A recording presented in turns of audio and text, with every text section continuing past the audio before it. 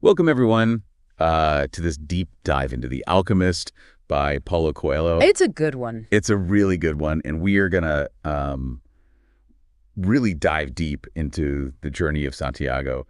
He's a shepherd who has these dreams of treasure. Near the pyramids of Egypt. Yeah, and we have some excerpts from the book itself, and I'm so excited to just unpack this with you.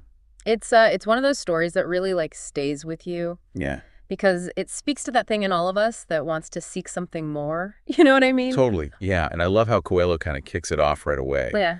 In the foreword, he introduces this concept of the personal legend. Yeah. And it's not just like some goal. It's like that thing that you've always wanted to do, that deep down yearning. It's like what makes you you. Yeah. Yeah. And I think the book really explores the tension between that yearning and the fear that holds us back. Coelho talks about this mysterious force that whispers these doubts in our ear and tries to convince us that our dreams are impossible. And we see that right away with Santiago. He has this recurring dream about finding treasure. But he's hesitant, right? Right. He doesn't even really know what to make of it. Yeah. So he goes to this old woman for dream interpretation, hoping for some clarity. Tell me what to do. Yeah, is this a sign? Yeah. Am I on the right path? And it's interesting, the old woman doesn't just give him a straight answer. Right. She talks about these different languages of dreams. Oh, interesting. There are those that speak in the language of the world, Yeah. guiding us towards these external goals. And then there are those that speak in the language of the soul, revealing our deepest desires and truths. It makes you think about your own dreams, right? Yeah, totally. What are they trying to tell you? Are they pushing you towards a specific destination, or is it something deeper, more like an internal journey? And for Santiago, it seems like both are at play. Yeah, he's drawn to this external goal of finding this treasure. But it seems like the journey itself is going to force him to confront these inner fears and beliefs. Absolutely. Yeah. And then comes his encounter with the King of Salem, this mysterious figure who not only confirms that Santiago's on the right path, but gives him these two stones, Urim Thummim, to help him read the omens along the way. Yeah, this is where the whole theme of omens really comes into play. Right. The universe is sending us these signs, these little clues. Guiding us. Right, but we have to be open to recognizing them. And I think the King of Salem is kind of like a catalyst for Santiago, pushing him to trust his intuition and pay attention to those subtle cues from the universe. And that line, when you really want something, all the universe conspires in helping you to achieve it. So powerful. Oh, I know, right? It gives me chills every time I read it. It really captures the essence of the book, doesn't it? Yeah. When we're aligned with our purpose, with our personal legend, the world just seems to support us, even in ways we don't expect. Right. But of course, it's not always an easy path. No, not at all. So Santiago sets off for Africa, hoping to reach the pyramids from there. And he gets robbed. In Tangier. Yeah. All the money he saved, gone just like that. Yeah, you think that'd be enough to make him give up? Right, pack it up, go home. Forget about the treasure. But Santiago, he's made of tougher stuff. Yeah, he doesn't give up easily. Yeah, so what happens? So he's forced to work for this crystal merchant to earn money for his passage to Egypt. Not exactly the glamorous adventure he had in mind. No, not at all. But this is where we see that even the mundane parts of the journey can hold valuable lessons. Oh, absolutely, yeah. The crystal merchant, he has his own unfulfilled dream. To go to Mecca. Right, and he talks about how the thought of Mecca, the yearning for that dream, it keeps him going each day. It's like the dream itself is giving his life meaning, even if he hasn't achieved it yet. Exactly. And Santiago, who's so focused on reaching the pyramids and finding that treasure, he starts to understand that maybe the journey is just as important as the destination. Yeah. If not more so. And then there's this word maktub that keeps coming up. Ah, yes. Maktub, meaning it is written. I love that word. It blends this idea of fate and free will. Some things are meant to be. Right. But how we navigate those events, how we grow and learn from them, is up to us. So even when things seem predetermined, we still have a choice. Yeah, we can choose how we respond and what we make of the situation. And Santiago embodies that spirit. Totally. He doesn't just sit around and wait for things to happen. He takes action. He comes up with this brilliant idea to sell tea in crystal glasses. Yeah. Boosting the shop's profits like crazy. He's resourceful. He's thinking outside the box. And it's almost like he's unknowingly applying these alchemical principles, transforming something ordinary like selling tea into a stepping stone towards his dream. It's true, and it ties back to this idea that when we're aligned with our purpose, Even mundane tasks can become these opportunities Yeah. where others might see only obstacles. And he could have just stayed at the crystal shop, Made a good living. gone back to Spain comfortably. Right. But something keeps pulling him towards his personal legend. I can't shake that feeling that there's more to his journey. Remember those stones from the King of Salem? Urim and Thummim? Yeah. They reappear at this crucial moment, almost like a reminder of his commitment to his dream. And even though he's found a sense of purpose in Tangier, he decides to trust his intuition and keep going. Even though it means leaving behind the security and comfort he's built for himself. That takes courage. A lot of it. It shows how he's evolving. His understanding of the omens is deepening, and he's learning to trust that inner voice. Yeah, even when it leads him into the unknown. Into the desert. He joins a caravan heading across the Sahara. A journey filled with danger and uncertainty. And on that journey, he meets this fascinating character, an Englishman obsessed with Alchemy. alchemy. Yeah. What's that all about? The introduction of alchemy here is really significant. Okay. It's not just about turning lead into gold. It's about transformation. Okay. The potential for something ordinary to become extraordinary. And this Englishman, he's on his own quest, searching for the alchemist, who he believes holds the key to understanding the soul of the world. The soul of the world. What is that? It's this idea that there's a universal force connecting everything, a source of energy and wisdom that we can all tap into. And the Englishman thinks alchemy is the key. He's very focused on intellectual knowledge. But as he gets to know Santiago, Yeah. he starts to see that maybe experience and intuition are just as important as book learning. Right. They're both on these journeys of discovery, Yeah. learning from each other, challenging each other's perspectives. So this encounter with the Englishman sets the stage for Santiago's meeting with the alchemist himself, Oh, yeah. which is a whole other story. A whole other level. Stay tuned for part 2 of our deep dive into the alchemist. Last time we left off with Santiago and the Englishman on this caravan journey across the Sahara Desert. Both searching for the alchemist. Yeah, and it feels like things are getting more intense. The stakes are higher. Right, like a turning point in the story. The caravan journey itself, it's a metaphor Mm-hmm. for the challenges we face when pursuing our dreams. Yeah. There's danger, uncertainty, And temptation to turn back. to seek comfort and safety And then Santiago has this vivid vision. of the oasis being attacked. Yeah, it's not just a dream, It's more like a premonition. like an omen on a whole other level. This is where his ability to read the omens, really comes into play, Right. honed throughout his journey. Yeah. He trusts his intuition, He warns the caravan leader. and they're able to avoid disaster. It's powerful, Yeah, what if he'd ignored it? What would happen? Would the oasis have fallen? Would his journey have ended right there?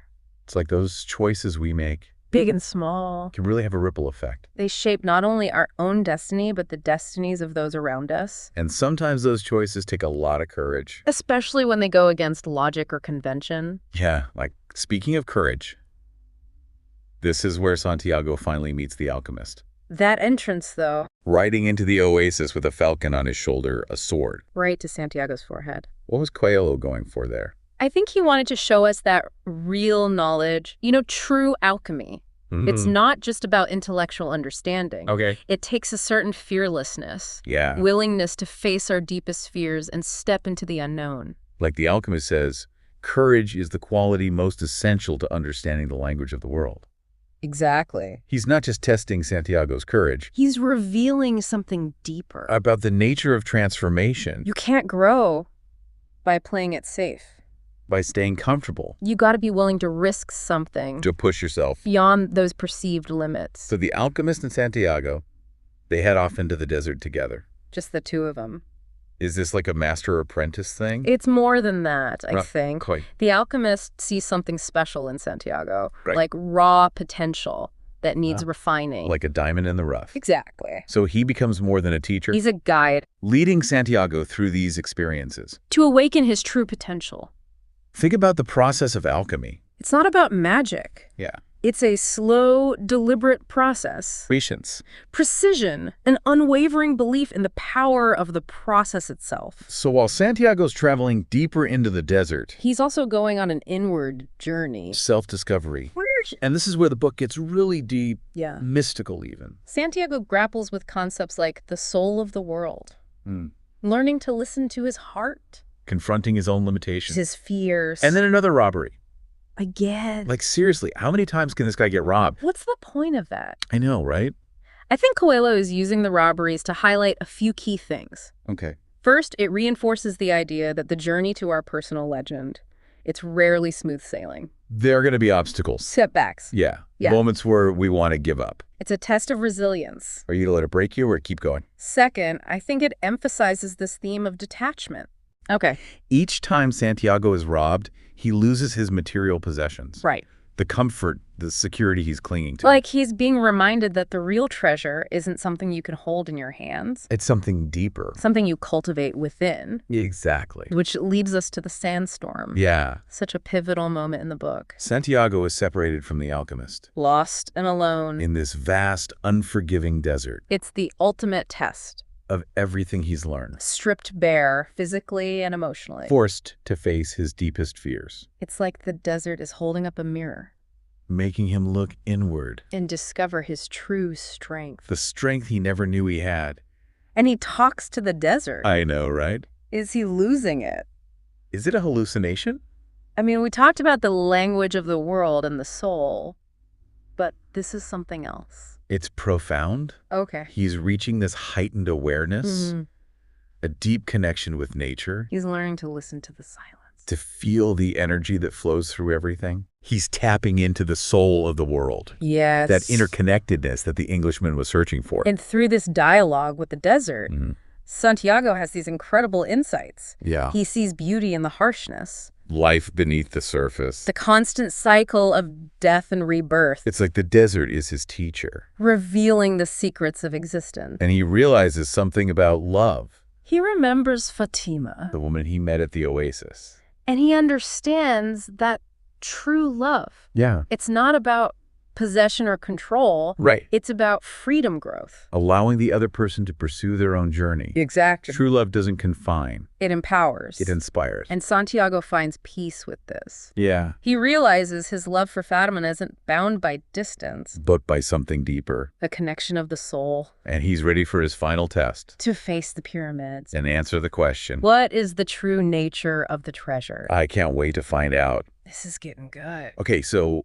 we left Santiago at the foot of the pyramids. The culmination of his journey. Right, the moment he's been dreaming of. But there's this sense of anticipation, you know? Yeah, like something unexpected is about to happen. Like climbing to the top of a mountain, only to realize there's another peak beyond it. So he starts digging. Driven by this lifelong dream. Of buried treasure chests overflowing with gold and jewels. And what does he find? Don't tell me nothing. Nothing. Seriously, after all that. It's a twist, isn't it? It's kind of a letdown. It makes you question everything. What's the treasure then? That's what Santiago has to figure out. He's got to be heartbroken. He feels like he's wasted years chasing a phantom. Easy to just give up and go back to being a shepherd, right? That's the temptation. To forget the whole thing ever happened. To go back to what's familiar. Even if it means abandoning your dreams. But Santiago, he's come too far. He can't just turn back now. He's been changed by the journey. So how does he go from that disappointment to understanding the real treasure was inside him all along? It's a good question. Remember, the alchemist said, wherever your heart is, that is where you will find your treasure. Yeah. Santiago suddenly understands. That the treasure isn't some object. It's the wisdom he's gained. The experience. The person he's become. The journey itself. Exactly. All the challenges, the setbacks. The moments of joy and despair. It shaped him. Made him more than he ever thought possible. And that's worth more than gold or jewels. It can't be stolen or lost. It's a treasure that stays with you. Guides you, shapes your destiny. So he doesn't go back to that church. The one where he had the dream about the treasure? No. He understands that the place doesn't matter. The treasure isn't buried somewhere. It's inside him. It's that knowledge that he can achieve anything. That he's connected to something bigger than himself. That love and purpose are the real riches in life. Yeah, that's powerful. It's not about finding a pot of gold at the end of the rainbow. It's about finding the gold within. The potential we all have. Waiting to be unearthed. But what about the actual treasure? The gold, the jewels. Was it all just a metaphor? I think that's up to the reader. Oh, okay. Maybe the physical treasure represented Santiago's inner journey.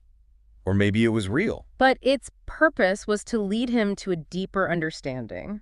of himself and the world. Either way, the true treasure is Santiago's transformation. The realization that the journey is the reward. And that's something we can all relate to. In our own lives. Whether we're chasing big dreams or just dealing with everyday challenges. Yeah, the real treasure is in the lessons we learn. The experiences we have. The connections we make along the way. The Alchemist reminds us to approach life with a sense of wonder. To embrace the unknown. To trust that the universe is helping us achieve our dreams. Even when things are tough. To listen to our hearts. To follow our intuition. To never give up on our personal legends. Whatever they may be. So if the universe is on our side, what's stopping us? What's your personal legend? Are you ready to embark on the journey to discover it? That's a question for all of us. This has been an amazing deep dive into The Alchemist. We've covered so much. Personal legend. The power of omens. The transformative nature of love. The true meaning of treasure. If you haven't read this book yet, I highly recommend it. It will stay with you. And if you're already familiar with it, maybe it's time for a reread. There's always something new to discover. Thanks for joining us. Keep exploring, and we'll see you next time.